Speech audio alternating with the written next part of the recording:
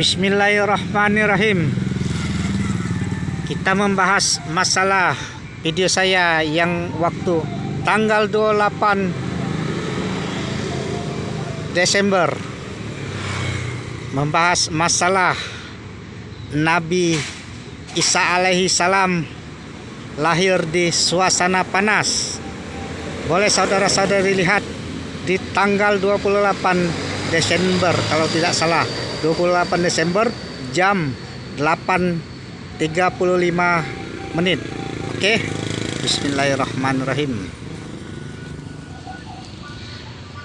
Sekilas cerita singkat untuk renungan kita semua, termasuk diri saya sendiri. Tadi saya keluar dari area tempat peristirahatan kami, tempat tinggal kami. Saya berserta ibunya anak-anak berjalan bermotor tadi. Saya sekilas melihat ada bapak-bapak pedagang roti, dan hati saya berucap, ya Allah ya Tuhanku, semoga dagangan bapak itu cepat laris dan laku dan bisa membawa uang untuk keperluan anak dan istrinya. Itu doa saya, termasuk doa yang baik-baik. Dan saya juga di video-video saya pernah menerangkan, berucap, banjirkanlah dan berikanlah penyakit. Itu doa buruk. Sekilas kalau kita melihat, jika kita sadar, saudara-saudari sadar apa ucapan dari ucapan saya itu. Jika tidak sadar, boleh lihat seperti zaman-zaman Fir'aun dan lain sebagainya. Tetapi kita sesama manusia cuma bisa berusaha untuk mengajak kebaikan. Dan yang saya inginkan, ada yang bisa bertobat atas semua perbuatan yang pernah kita lakukan yang terdahulu, menyikapi fenomena alam pada saat ini. Sebelumnya saya pernah berucap bahwa Nabi Isa lahir di suasana panas. Nabi Isa hidup di padang pasir, suasana panas. Tetapi yang saya tujukan kepada saudara-saudari saya yang beragama Islam, yang mengaku Muslim, jangan kita bergadang-bergadang. Islam sudah sempurna. Saat pagi dan petang kita mencari penghidupan, saat malam kita istirahat tidur. Menyikapi itu semua, beberapa hari yang lalu, kalau tidak salah tanggal 7 Desember, terjadi juga bencana alam 7,1 lebih kurang di Tibet, gempa bumi. Dan sampai saat ini kalau tidak salah masih membara api di Amerika Serikat, di Los Angeles kalau tidak salah. Saya belum pernah juga ke sana. Los Angeles, dengar di berita itu terbakar sampai sekarang apinya belum juga padam. Wallahu a'lam bishawab. Selentingan saya dengar di berita bahwa presiden yang akan dilantik, Presiden Donald Trump kalau tidak salah, ada ucapan, atau benar atau salah saya tidak tahu, ucapan akan membuat Gaza seperti neraka. Na'udzubillah min dzalik. Ucapan yang sebenarnya tidak perlu diucapkan. Lain seperti Om Joe Biden, yang saya lihat beliau tidak pernah mengucapkan kata-kata yang aneh, sepertinya aneh bagi saya.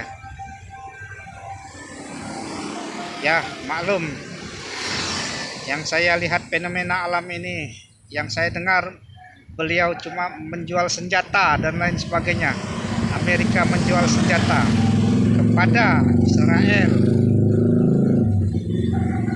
Dan yang saya sangat sayangkan kejadian tanggal 7 Oktober 2023 Masehi yang lalu. Itu di suasana ibadah atas penyerangan salah satu oknum, kalau tidak salah oknum, saya bilang oknum yang beragama Islam. Tidak seluruhnya, saudara-saudari, orang Islam itu berbuat jahat dan berbuat baik. Sekilas dari cerita itu, masalah ucapan tadi menjadi neraka. Itulah kalau kita lihat ucapan tadi, dan diucapkan di suasana tanggal 7 bulan Januari atau tanggal 1 bulan Syafar 2025 1446 Master Hukum. Salah, Masehi Hijriah.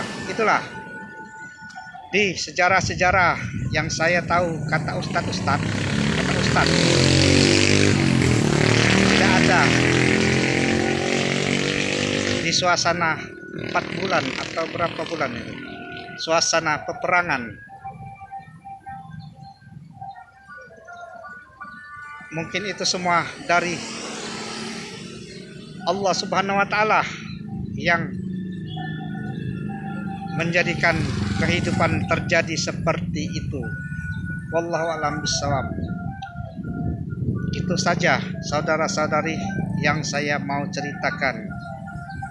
Oh iya, sekilas info. Mendengar sejarah dari negara Indonesia dan Amerika sebetulnya sangat erat dan bersahabat sekali. Saya lihat dari video-video yang lalu, seperti Bapak Presiden almarhum Insinyur Haji Soekarno yang pertama kali menjadi Presiden Republik Indonesia. Beliau sangat bersahabat dekat dengan, kalau tidak salah, almarhum Presiden F. John Kennedy, Presiden Amerika Serikat. Nah, di situ saya lihat di zaman Presiden F. John Kennedy, beliau ditembak, kalau tidak salah ditembak, iya, saat berjalan beserta dengan istrinya beriring-iringan di mobil.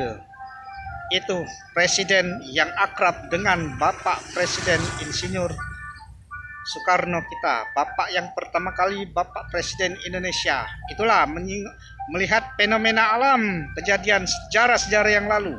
Jangan kita lupakan jasa-jasa para pahlawan dan pendiri bangsa yang mengajak kebaikan, seperti Bapak Presiden kita Republik Indonesia yang pertama, Bapak Insinyur Soekarno.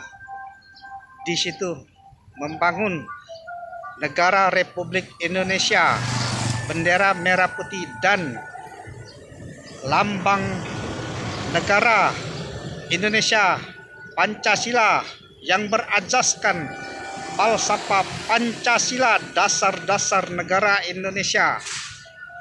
Itulah yang harus kita ketahui, yang harus kita pelajari atas sejarah-sejarah atas sejarah bapak bangsa kita. Untuk kaum muda yang pada umumnya pada saat ini, yang harus kita ketahui, oke? Nah, melihat dari situ dasar-dasar pendiri dari Pancasila tadi, itulah salah satunya. Kita ini siapapun juga orangnya, presidennya, dari sekarang sampai yang akan datang, cuma kita untuk meneruskan perjuangan kemerdekaan negara Republik Indonesia dan mempertahankan rumus-rumus Bhinneka Tunggal Ika. Bermacam-macam suku, bermacam-macam agama, warna kulit, dan lain sebagainya. kita masih tetap satu. Tapi kalau di negara di luar Indonesia, saya tidak tahu apa dia yang berasaskan istilahnya tuh bagi negara-negara luar, saya tidak tahu. Tetapi yang intinya itu saja. Semoga saja kejadian seperti di Los Angeles, di Tibet tidak menjadi terulang kembali, seperti malam-malam tahun baru membicarakan banyak orang Chinese yang memainkan mercon. Itu kita sudah membuat fitnah, sebab kita berada di negara kesatuan Indonesia